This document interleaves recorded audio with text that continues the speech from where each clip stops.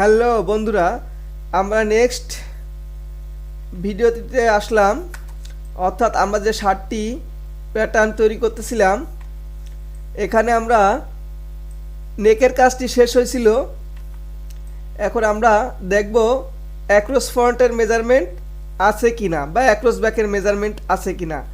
এখানে across back বা across ফ্রন্টের কোনো মেজারমেন্ট দেওয়া নাই, সেহেতু আমরা এখন আনুমানিক হারে একটা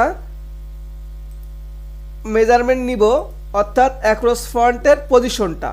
সেই হিসেবে আমি 15 cm নিব। 15 cm নিয়ে আমি কি করব, এখানে আর্মহোলে চলে যাব। আর্মহোলের মেজারমেন্ট হচ্ছে armhole state 29 cm। Armhole state 29 cm, সেহেতু আমার আর্মহোল হচ্ছে এই লাইন থেকে।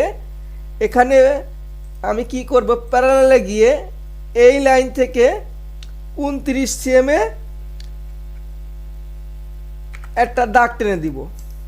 29 cm এর দাগ টেনে দিয়ে আমি কি করব, বেইজারে গিয়ে এখান থেকে এখানে, এখান থেকে এখানে যাওয়ার পর আমি একটু জুম করে নিই কাজের সুবিধার্থে। আমি আগেও বলেছি এখানে আমার হ্যান্ডেলটা চাপা আছে, অর্থাৎ আমি F3-তে গিয়ে রিশেপ ধরে আমি শেপটা নিব। অর্থাৎ এটা হচ্ছে ব্যাক আর্মহোল। আমার এই ভিডিওগুলো আমি শেপটা ঠিক করে নিচ্ছি।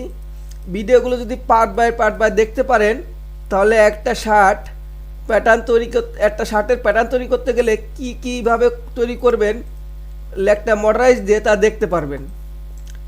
এখন আমি কি করব, এখানে একটা পয়েন্ট তৈরি করব। তার জন্য স্লাইডারে গিয়ে বা ইন্টারসেকশনে গিয়ে এখানে একটা পয়েন্ট তৈরি করে দেব। পয়েন্ট তৈরি করে দিলাম। দেওয়ার পর দেখেন এটা হচ্ছে আমার ব্যাক আর্মহোল। এখন আমার ফরন্ট আর্মহোল দিতে হবে। সেক্ষেত্রে আমি কি করব, ডেভেলপে গিয়ে আনুমানিক হারে এখান থেকে এই অ্যাক্রস ব্যাক থেকে এইদিকে 1 cm বরাবর একটা পয়েন্ট তৈরি করে দেব। পয়েন্ট তৈরি করে দিয়ে F3-তে গিয়ে ইনসার্ট পয়েন্টে গেলে এই পয়েন্টটা পাকা করে দিলাম। এবার বেইজারে গিয়ে এখান থেকে এখানে, এখান থেকে এখানে আমার কিন্তু হ্যান্ডেল ধরা আছে।